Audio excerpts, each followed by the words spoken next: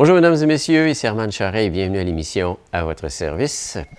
Cette semaine à l'émission, nous recevons M. Tony Harvey du club Pro Boxe Charlevoix où, comme vous pouvez le voir, on va parler boxe et on va parler aussi gala qui va avoir lieu ici même à Baie-Saint-Paul le 10 juin à l'Arena. Nous recevons également M. Georges Robichaud, président, et M. Rénald Gaudreau, vice-président de l'organisme Centrum, où on va parler de la fête des pères, on va parler de paternité et de célébration. Bonne émission.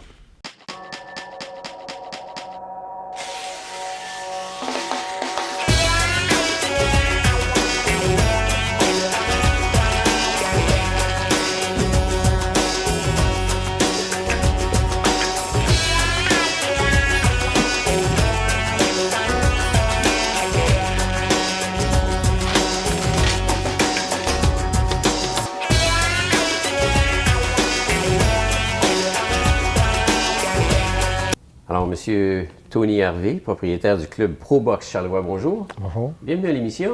Merci beaucoup. On parle d'un sujet aujourd'hui qu'on n'entend pas parler souvent, du moins à la télévision, du moins entre autres à la télévision communautaire, carrément la boxe. C'est un sport qui existe depuis plusieurs années, ça là. Je pense que c'est probablement le plus vieux sport de l'histoire de tous les sports. De tous les sports. Moi, je pense que c'est le premier. Avant, il y avait les combats de rue. Aujourd'hui, on a essayé de le contrôler pour en arriver à avoir des règlements. De la réglementation, parce que c'était probablement trop... Ça fait combien d'années que le club Pro Boxe existe? Ça fait 16 ans. 16 ans comme tel. Donc, vous en avez vu passer un peu de monde là, chez vous, là. Oui, on parle de 1300-1400 personnes de Charlevoix. 1400 personnes de Charlevoix, amateurs de boxe. Oui, qui ont venu, des fois, même un soir, on les compte quand même, ou deux. Là. Il y en a ils se sont déplacés, puis ils sont allés ils ont faire pratiqué, ils ont essayé, des fois, ça ne leur faisait pas. Mais on a eu des grosses années, parce que ça brossait beaucoup. Et des jeunes de tous les âges. C'est quoi, 90-95% hommes et 5-10% femmes? Oui, c'est plus les hommes. C'est sûr, c'est plus bagarreurs. Enfin, même, il y en a qui recherchaient bien de l'activité pour se contrôler. Le but, des fois, ils viennent, c'est pour se mettre en forme aussi. Ouais. Contrôler l'agressivité. Il y a plein de facteurs.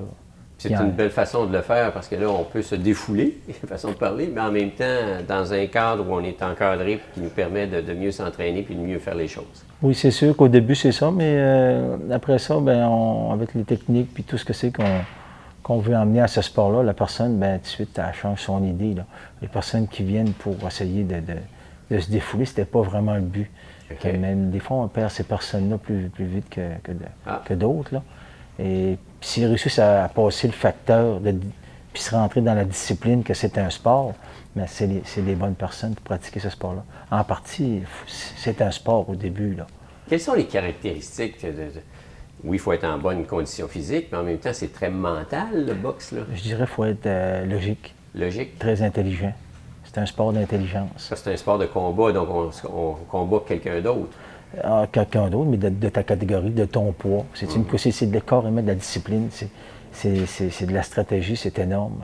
On peut se rappeler de Stéphane Laroux qui a entraîné Stéphane Ouellet, Luciane Buté, puis tous les boxeurs qui ont pu être avec lui. C'était une personne qui était extrêmement... il marchait beaucoup de la technique, mais il y avait beaucoup de logique dans son art d'entraînement. C'est pas comme je suis un bagarreur, je vais foncer de tête baissée, mais tu vas pas loin dans ce sport-là. Là. C'est un sport de défensif, c'est un sport qui il y a beaucoup. Là, parce qu'il y a de la défense, il y a de l'attaque. C'est ça, c'est comme un jeu d'échecs. Hein, c'est énorme. Là. Il faut que tu aies une équipe en arrière de toi, il faut qu'ils te disent comment que ça va se dérouler. Il faut que tu étudies le boxeur, qu'est-ce qui va se passer. Dans l'espace de des fractions de secondes, il faut que tu allumes, il faut que ton cerveau soit alerte. Là. C'est du réflexe, là. Oui, mais c'est le cerveau qui contrôle tout, tes respirations. Il y a tellement de variances dans ça. Là. Mais c'est ça qui fait la beauté de ce sport-là. Parce que c'est un sport qui est extrêmement dangereux, un des sports les plus dangereux au monde. On a manqué de perdre dans des années 88. Là. Encore, il essaie de l'enlever parce que c'est un sport, il y a eu des mortalités dans ce sport-là, on ne se le cachera pas. C'est cérébral, c'est dangereux. Puis, mais avec les années, on réussit à trouver les techniques pour le protéger. Il y a eu beaucoup d'ouverture de niveau mondial, parce que tous les pays se sont comme associés un peu là, pour aller chercher des techniques, des entraînements. Puis c'est ce qui a fait qu'on a formé des meilleurs boxeurs. Le sport est rendu plus beau qu'avant. Ah.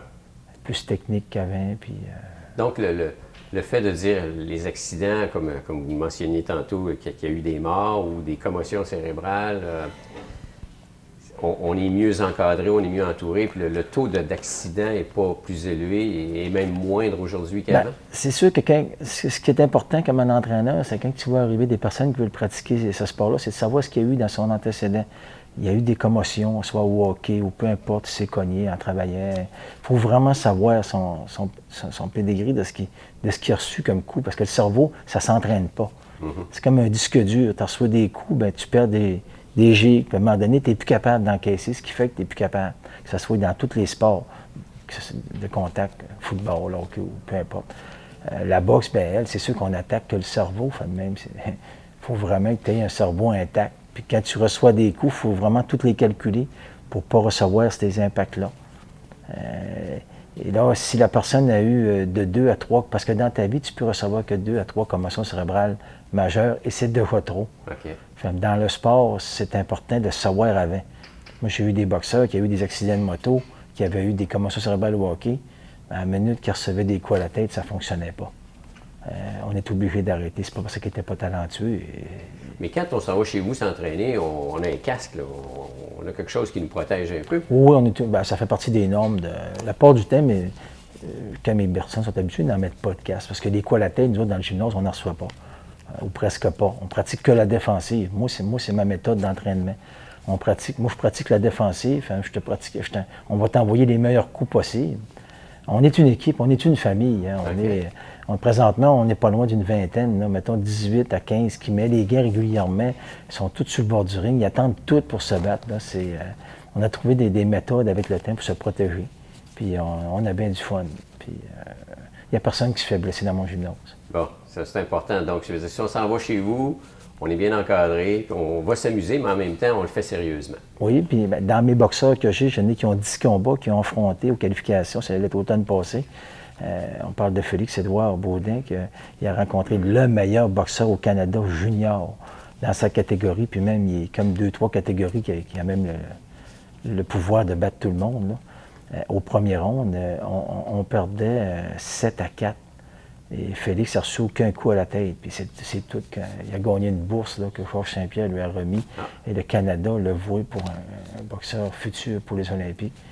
Puis il n'a pas été capable de nous faire mal à la tête. Bon. Puis on a comme surclassé Félix.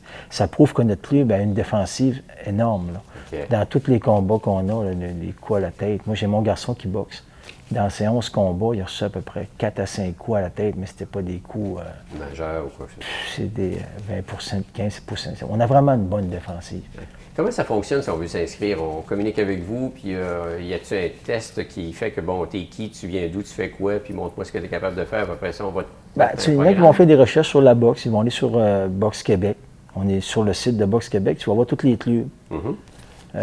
Après ça, tu vas voir les clubs dans Charlevoix. Nous autres, on n'a rien qu'un. Même, le monde va me trouver sur Boxe Québec.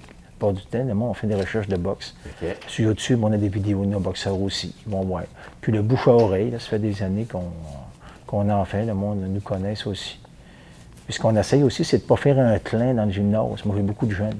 Ce que j'ai accès, c'est de faire comme un jardin. Hein. Les plus vieux, à cette heure, je m'en occupe plus ou moins. Ils savent. Quand ils viennent, c'est pour nous aider, mais c'est pas comme là, j'ai décidé de prendre des jeunes. OK. Puis là, ça va faire...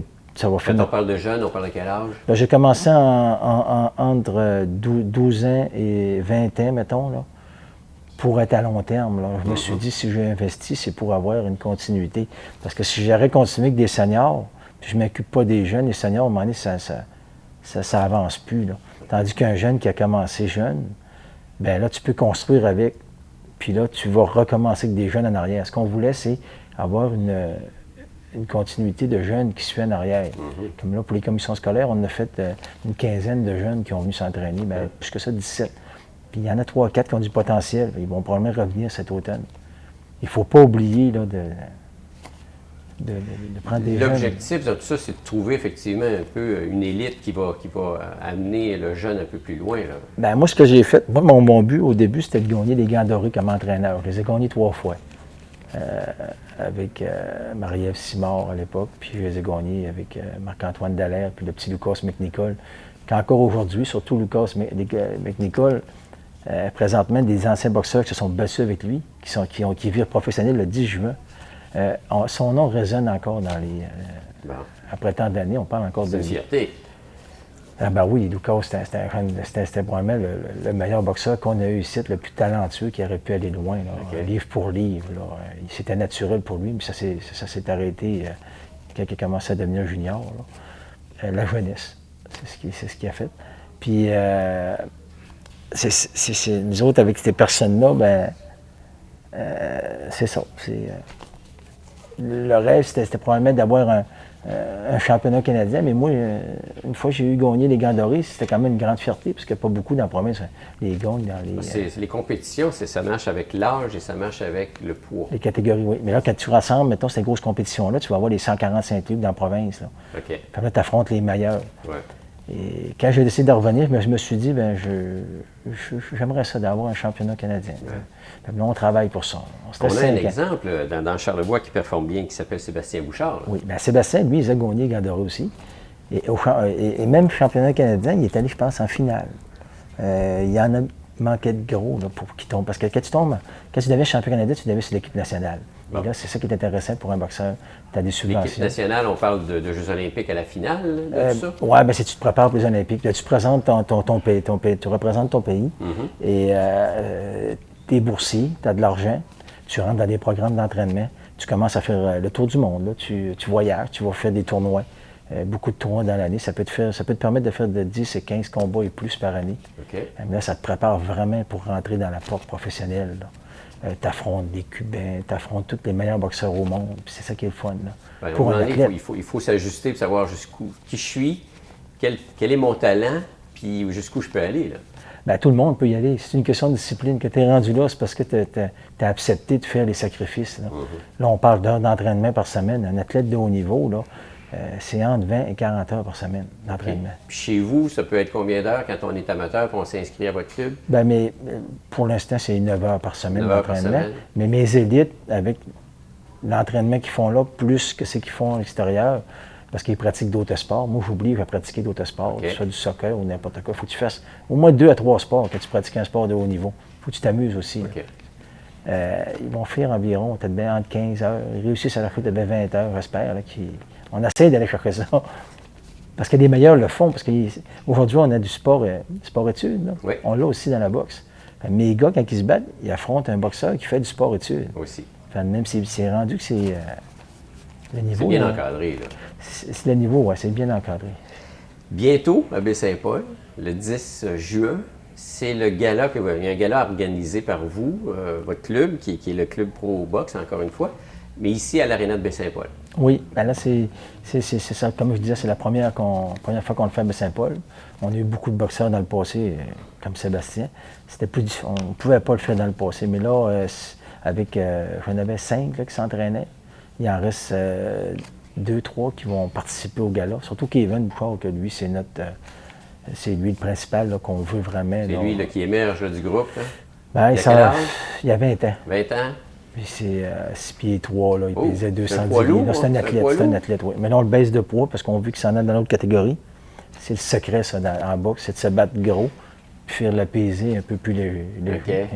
C'est bien compliqué, mais c'est le secret là, pour se battre avec des plus petits. C'est sûr qu'il y a une pesée, là, puis il y a un poids, puis en général, c'est des grammes qui séparent le... Oui, bien c'est serré, surtout quand tu arrives dans des poids comme je n'ai, on n'avait jamais eu ça dans le passé, c'est pour ça qu'on performe bien, nous autres, à cette heure, parce que les jeunes sont plus athlétiques qu'avant. Ceux-là que j'ai, là, pas de cigarette, pas de boisson, là, c'est la nutrition, là, poutine, tout ça, ça ne mange rien de liqueur, là. Ils ne trouvent pas ça, eux autres. Là. Comme j'en ai un qui est à 140 livres ou près, là, qui fait la pesée à 132 livres. Oh. Il fait partie des plus gros là, dans sa catégorie. Là. Okay. On vient de défier le champion canadien. Là. On sait qu'on va l'affronter cet automne. On aimerait ça qu'il se batte avec. Puis on parle d'un jeune qui n'a pas plus que... Il va avoir 12 combats, puis l'autre en a 40. Là. Oh. Alors le gala qui va avoir lieu ici à l'Aréna, c'est le 10, mais ça commence à quelle heure? Ça commence à 8 heures, puis ça devrait... On essaie de faire un spectacle. Là. Il va y avoir entre 10 et 12 combats. Pour que ça finisse vers 11 heures. C'est des rondes de combien de... Il va y avoir des... on a le droit de faire des 3 minutes 3 fois. Donc, c'est des 3 rondes de 3 minutes? Je ne sais pas si on va le faire avec tous les boxeurs. Ça va dépendre de la soirée. Avant, on pouvait faire des 4 rondes, 2 minutes, mais là, on se rapproche du professionnel. OK. On dit 3 minutes, 3 fois. C'est plus stratégique, plus technique. Puis là, on voit que les limites sont. On touche plus à les boxeurs qui sont plus en forme. Parce que se battre 3 minutes, là, c'est quand même long. Là. C'est ce qu'on vise avec ceux qui ont plus que 10 combats. On a 4 de même. Là. Eux autres, ils devraient probablement 2 au moins qui vont faire ça. OK. On essaie aussi d'emmener des combats parce que les miens ne sont pas encore prêts à enlever des casses. Ils vont les enlever qu'en 2017. OK. Parce que c'est des juniors, là. Ils ont 17, là, puis ils vont avoir 18 ans, puis même 16 ans, ils vont être capables en 2017. Mais on devrait emmener 1 ou 2 combats avec des boxeurs de haut niveau, qui sont seniors, qui n'auront pas de casse, pour habituer aussi le monde, là. Pour voir à quoi ça ressemble, là, pour les mettre. C'est sûr que c'est le fun, parce que ça ressemble beaucoup à des programmes, des professionnels. Là. OK. Sébastien Bouchard va être là, lui? Sébastien, oui, Sébastien, écoute, il va gagner en fin de semaine, là, j'en suis assuré. Vous mettez un 2 là-dessus? Ah oui, c'est sûr, c'est sûr. Sébastien va bien, puis présentement, il est bien encadré.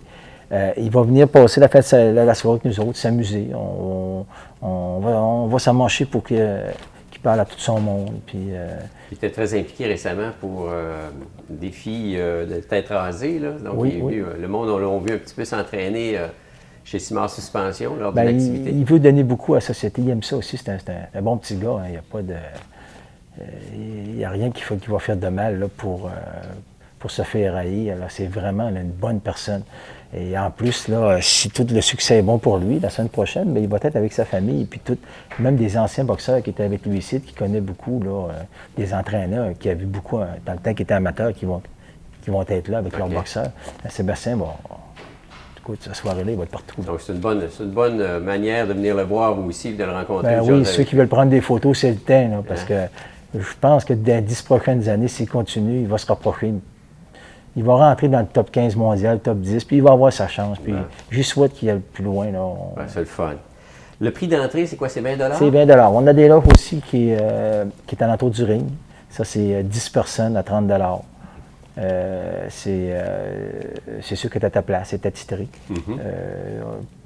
Quand c'était à Clermont, on avait beaucoup de popularité parce que ça faisait plusieurs années. À Baie-Saint-Paul, c'est plus ou moins. Là. On va en avoir moins là, parce que le monde. C'est comme des tests que vous faites là. C'est un test qu'on fait parce qu'on voudrait emmener ça. Ce qui est important, c'est de faire beaucoup de galas par année, nous autres. On vient en faire des tout petits. OK. Pour être capable de. Quand tu fais beaucoup de galas, ceux qui font beaucoup de galas sont capables de plus négocier pour faire battre leurs boxeurs. C'est ce qu'on veut. On veut faire entre 3 petits galas par année qui pourraient avoir 150, 200 personnes. Là. On veut même investir pour acheter un ring, c'est ça qui est le plus dispendieux, les locations et tout ça. Okay. On regarde, là, tantôt, je vais aller vérifier là, des salles ici là, qui pourraient être importantes à Baie-Saint-Paul pour emmener ces Les billets, on les trouve à quel endroit? Vous avez le numéro, il y a des affiches qui sont un peu partout. C'est au 418-633-6137. 418-633-6137. Et puis le 439-5427. 439-5427. On a beaucoup de. Tous nos boxeurs vendent des billets. Les billets, quand on parle de pré-vente, c'est important parce que c'est pour payer les frais des boxeurs qui vont affronter nos boxeurs. Parce qu'on a qui vont partir de chez nous. Il y en a de Baie-Saint-Paul qui vont se combattre là-dedans. Là. Oui, on a Lison Asselin qui va se battre, qui vient de Baie-Saint-Paul. On a 2 autres qui sont blessés, là, mais je pense pas. C'est sûr que on sait pas, il y a plein d'affaires qui arrivent en entraînement. Là. On ne peut pas tout le temps avoir tout le monde. Puis les matchs le soir même, ça va être difficile aussi. Okay. Des fois, les adversaires, dans la semaine, ils peuvent se blesser. Écoute, c'est pas évident, là, tout matcher tout le monde. Mais on devrait avoir une douzaine de boxeurs qui devraient se battre ce soir-là, à nous autres. Alors, voir quelque chose de différent dans Charlevoix, ben oui. On va au gala de boxe. Oui, si on veut. Puis j'invite tout le monde à venir s'amuser avec nous autres, puis venir encourager nos boxeurs aussi, parce que ça va être dur ce soir-là. Parce que dans un site, là, beaucoup de clubs sont fermés, puis les clubs qui restent, c'est les meilleurs clubs dans la province. Et je suis obligé d'aller faire des bons boxeurs contre nos boxeurs. Super. Alors, ça a lieu, M. Tony Harvey, le 10 octobre. Le 10 juin. Pardon, le 10 juin, à 20h, ici à l'Aréna de Baie-Saint-Paul. Alors, on vous souhaite un bon succès, puis on aura sûrement l'occasion de s'en rejaser. Merci beaucoup. Bonne boxe.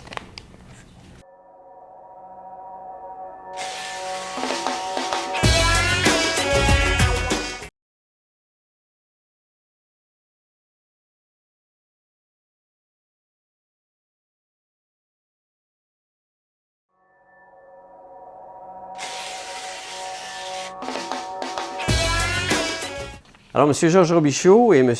Rénald Gaudreau du Club Centrum. C'est le vice-président, lui, là, c'est important. Et vous, vous êtes président. Oui, c'est ça. Bienvenue à l'émission. Merci beaucoup. Merci. On parle, effectivement, au moment où l'on se parle, vous êtes en AGA, l'Assemblée générale annuelle. Donc, c'est votre deuxième Assemblée générale annuelle, si je Non, comprends bien? troisième. Troisième? Bon. Troisième. Et en gros, là, qu'est-ce qui est discuté dans l'Assemblée générale? Il parle de tout ce qu'on fait là, de bon là, depuis plusieurs années, question de centrale, toutes les choses qui existent maintenant. Là. Entre autres, nos rencontres de groupe le mardi soir, là, premier mardi de chaque mois. Puis nos déjeuners causeries, les cafés amitiés qui s'en viennent, fait que ça déboule. Puis il y a aussi question de demande de dons. C'est moi qui m'en occupe personnellement. On a ramassé 2500 $ en 2015. Puis on continue. Et puis, c'est bien parti actuellement. Là. Bon, c'est davantage en santé que ça l'était. Wow! Pas mal C'est plus. plus Parce fort. que Centrum... En passant, un très bon CA, en passant. Dynamique, très important. Oui, c'est très important. Travail d'équipe, très important. Alors, vous êtes un OBNL et vous êtes autonome. Donc, de là, effectivement, la recherche de financement de part et d'autre pour dire, bien là, on opère, mais en même temps, l'objectif, c'est pas de faire des sous avec ça. L'objectif, c'est de répondre à un besoin au niveau des hommes. Exactement. Exactement. Et au niveau du financement, évidemment, c'est pas récurrent. Alors, il faut d'année en année recommencer, hein, toujours. Oui. Puis, comme vous le mentionnez, bien, l'objectif, c'est d'aider les gars qui sont en difficulté. Combien de membres actuellement là, dans le club? On doit être rendu... Une cinquantaine de membres. Cinquantaine? Oui, Environ une cinquantaine de membres. Donc, ça progresse. Oh, oui, c'est bien parti. Puis, le bouche-à-oreille fait son effet. Moi, tout ce que je pourrais dire, la meilleure publicité, c'est la bouche-à-oreille, parce que les hommes, question de téléphoner, c'est pas leur fort. Fait qu'il faut aller voir sur le terrain, puis des fois, au restaurant, dans votre ville-là, j'en rencontre, puis c'est le seul moyen, parce que c'est pas comme les femmes. Les femmes, c'est plus solidaire. Elles sont plus rassembleuses. C'est plus rassembleuses. Les hommes sont plus solitaires. Ils sont plutôt solitaires, puis dire les vraies choses, c'est plus introvertis, c'est ça. Donc, c'est plus difficile de les faire sortir de chez eux. Très. Oui. Beaucoup. Oui. Moi-même, je fais mon bouche à oreille aussi. OK. Fait que j'ai beaucoup d'occasions aussi d'en parler parce que je suis dans d'autres organismes aussi. Alors, à ce moment-là, ben, j'ai l'occasion d'en parler, les gens me posent des questions, etc., etc. Alors, j'essaie de faire ma part au niveau individuel pour sensibiliser les gens à cet organisme-là. Et si, évidemment, il y a des personnes bien qui sont en difficulté un de ces jours, alors à ce moment-là, ils pourront nous contacter, il n'y a pas de problème. Qu'est-ce qui se dégage le plus parmi les hommes que vous avez réussi, dans le fond, à faire sortir de chez eux? Puis une fois qu'ils sont allés dans votre groupe, est-ce qu'ils se disent « Ah, j'aurais dû venir avant finalement, ou non, c'est super, c'est le fun. C'est sûr que ça, là, ça vient pas du jour au lendemain. Là. C'est juste le fait de venir une première fois, comme on leur dit. On est en groupe. Tout ce qui se dit ici est secret. Puis on regarde ça secret, c'est confidentiel, anonyme. Vous n'êtes pas obligé de parler. Fait que si on les force à parler, bien, des fois, ils ne reviennent pas. Fait qu'il faut être délicat avec ça. Puis tranquillement, ils cheminent là-dedans. Ils voient les autres qui parlent, puis ils disent des choses. Ça les rassure. On dirait qu'ils ont moins peur des fois du jugement, parce que c'est le jugement des fois, la peur que ça sache à l'extérieur. On les rassure. Puis tranquillement, ils prennent leur place. Et puis, ça leur fait du bien. Puis, c'est sûr qu'ils ne disent pas au moment, non. Ils disent à un moment donné, quand ils sont prêts, là, ça me fait du bien que je viens ici. Avant ça, j'étais chez nous, j'avais pas d'amis, je ne savais pas qui parler. Puis, c'est sûr que c'est plus difficile. C'est un échange. Vous dites, oui, je vis un problème ou je vis une situation, mais en même temps, le fait de se rencontrer entre hommes, c'est de voir qu'il y a d'autres hommes qui vivent sensiblement la même chose. Oui, mais qu'est-ce qui est important là-dedans, là, c'est que quoi que je sois moi ou n'importe qui, c'est quand tu vas dans ces groupes-là, là, c'est que, bien des fois, la personne elle pense que son problème, c'est le plus gros, là. Mais quand elle écoute les autres, à savoir ça, bien, mon problème est bien moins gros que les autres, ça les rassure. Vas-y, je te laisse parler. OK, c'est ça. C'est pour compléter le sens de votre question, qu'est-ce qui se dégage? C'est que les hommes, bien évidemment, on le dit tantôt, sont beaucoup plus introvertis que les femmes. Alors, à ce moment-là, c'est surtout les hommes qui vivent seuls, qui ont des difficultés au niveau de la solitude, l'ennui, des ruptures familiales, etc. Il peut y avoir une foule de problèmes ou de circonstances qui peut amener les gars à venir nous rencontrer. Alors, ça leur fait du bien. Alors, ils peuvent témoigner, simplement écouter, comme Georges le mentionnait tantôt. Alors, simplement écouter et aussi, lors de rencontres ultérieures, évidemment, les gens peuvent peuvent se livrer aussi, hein, livrer leurs expériences de vie. Alors, puis, d'après ce qu'on peut voir jusqu'à maintenant, ça fait du bien à beaucoup de gars. Parce que, je sais pas, mais c'est comme une espèce de thérapie, là. Mais on n'en fait pas de thérapie, évidemment. C'est comme une espèce de thérapie. Alors, le fait que c'est confidentiel, alors c'est très, très... c'est neutre. Tout se fait dans le respect de l'individu. Puis, encore une fois, ça fait du bien aux gars d'en parler. Parce que, évidemment, les gars sont pas trop enclins à la part. C'est très dur. C'est pas facile, mais c'est pas de la faute des gars, parce que, dans le fond, c'est une question d'éducation aussi. Hein. Ça provient de loin. Hein? C'est un pattern qui provient de très, très loin. Alors, à ce moment-là, il faut défaire ces schèmes-là, graduellement. Et c'est un travail de longue haleine. Est-ce qu'on peut dire que les plus jeunes aujourd'hui répondent aux mêmes critères que les plus âgés, ou on sent un changement par rapport à la paternité et les jeunes hommes? Si vous permettez, excuse-moi, Jean, si vous permettez, moi, je pense que oui. Ouais. Je pense que la nouvelle génération est plus encline à justement s'ouvrir davantage et à parler, à communiquer comparativement à la génération précédente. Puis les jeunes hommes, façon de parler, avant, on était les pourvoyeurs, donc de fait, on était à travailler, on se fermait, la bouche, et à partir de là, tout était dirigé quasiment par la femme au niveau du foyer. Aujourd'hui, le jeune homme est davantage impliqué. Souvent, même, c'est la femme qui gagne le plus gros salaire, lui reste à la maison et s'occupe des enfants. Ça fait que ça change un peu la dynamique. Là. Oui, les modèles changent. Les valeurs aussi changent graduellement. Puis, c'est ça, la nouvelle génération, bien évidemment, évolue beaucoup dans ce sens-là. Puis, on le sent aussi. Malgré que nous autres, évidemment, dans notre organisme, c'est surtout axé sur les personnes peut-être de 45, 50 ans et plus, mais quoique tout le monde est le bienvenu. Hein? Tout le monde est bienvenu, que ce soit un jeune homme de 18 ans, de 20 ans, évidemment, qui éprouve des difficultés ou qui tout simplement veut savoir en quoi ça consiste, l'organisme. Alors, tout le monde est bienvenu, il n'y a aucune discrimination. Fait que, moi, ce que je veux dire là-dessus, c'est important, c'est qu'on a pratiquement la même... Il a l'air assez jeune, que je pense qu'il est plus jeune que moi. Moi, j'ai 68 ans, je ne le cache pas. En tout cas, je ne suis pas trop magané encore.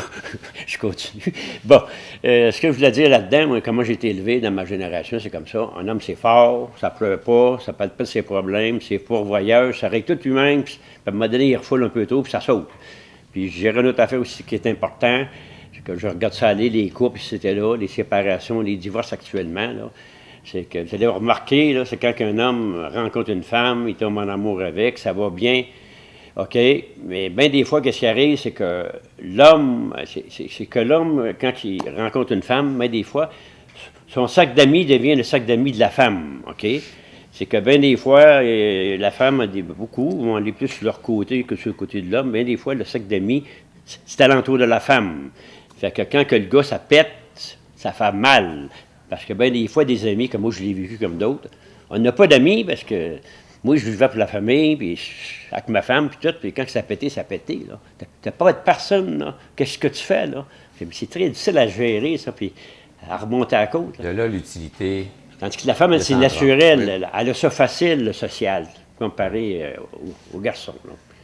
Souvent, quand on dit pourvoyeur, on est à l'extérieur, on rencontre plein de gens, puis la femme est à la maison. Ça fait que quand elle veut sortir de la maison, c'est normal qu'elle puisse effectivement établir des contacts. Je veux dire, elle a le goût de sortir. Effectivement. C'est juste les façons de voir les choses. Et oui, c'est vrai. Bien sûr, on s'en va vers la fête des pères.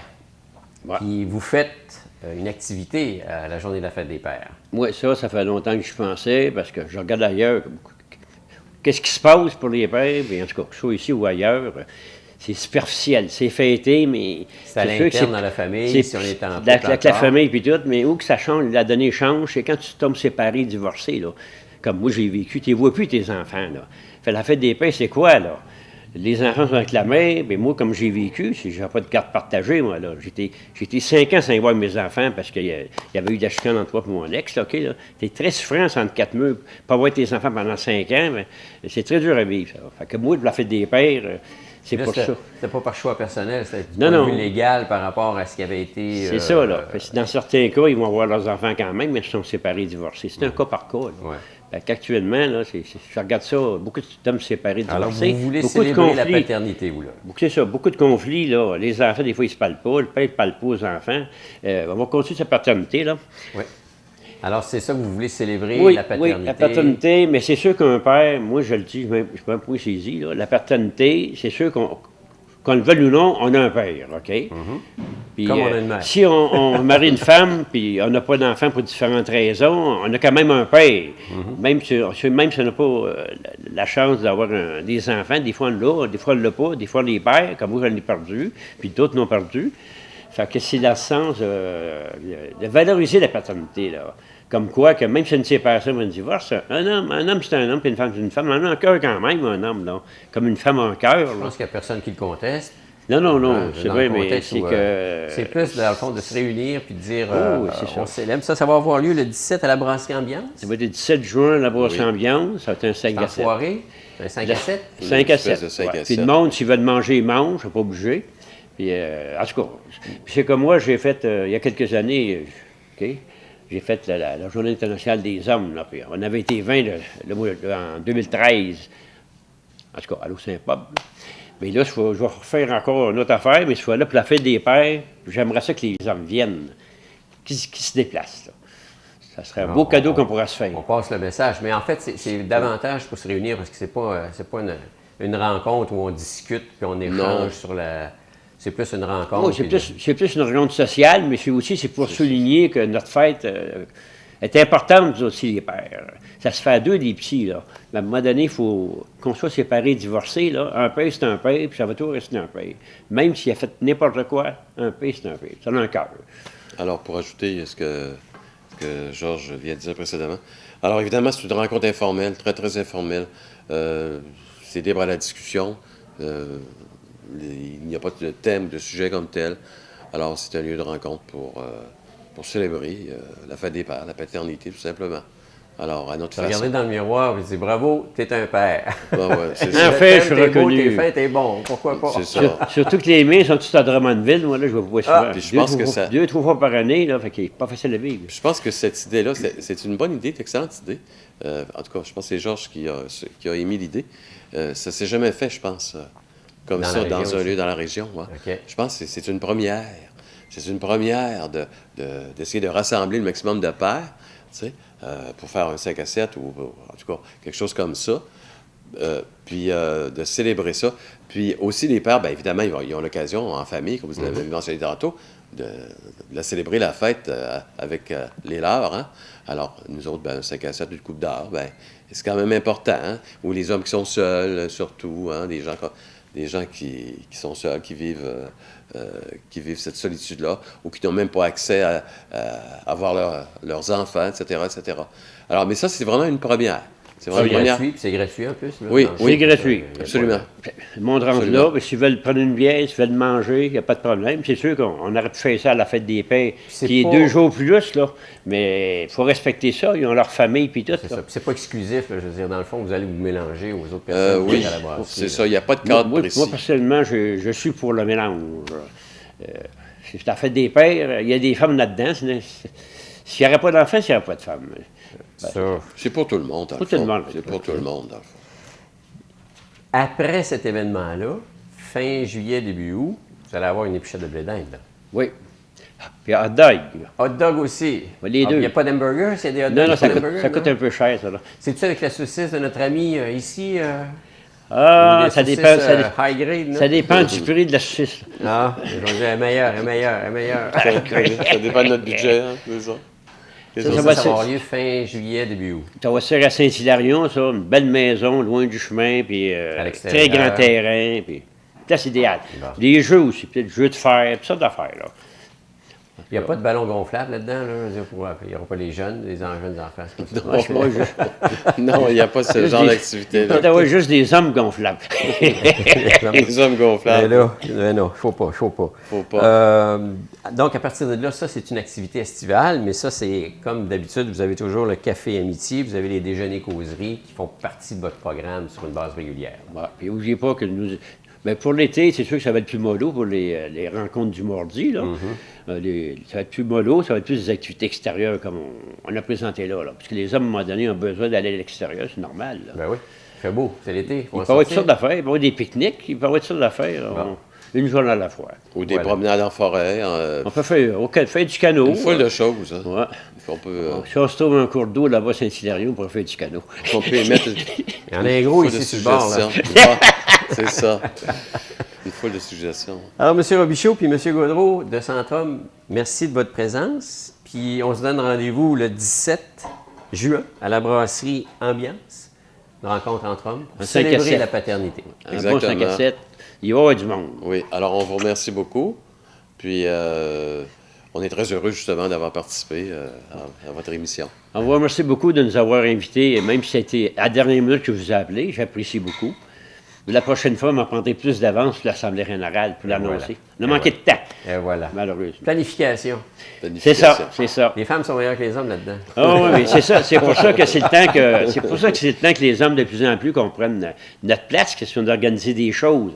Arrêtez d'attendre après les autres, de prendre notre place, puis organiser des choses. Là. Bon succès pour votre événement. Merci beaucoup. Merci beaucoup encore une fois.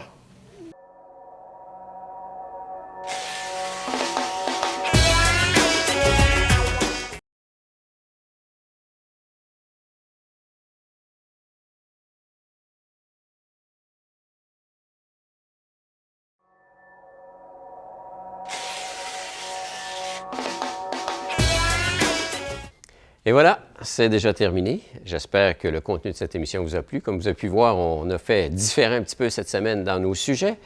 Alors, moi, je vous donne rendez-vous la semaine prochaine pour une autre émission à votre service. Entre-temps, si vous avez des sujets à vouloir faire en sorte qu'on puisse en discuter dans le cadre de cette émission, contactez-nous, TVCO, au numéro 88 435 51 34.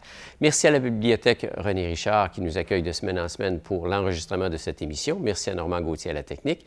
Alors, je vous donne rendez-vous la semaine prochaine. À très bientôt. Au revoir. Bonne semaine.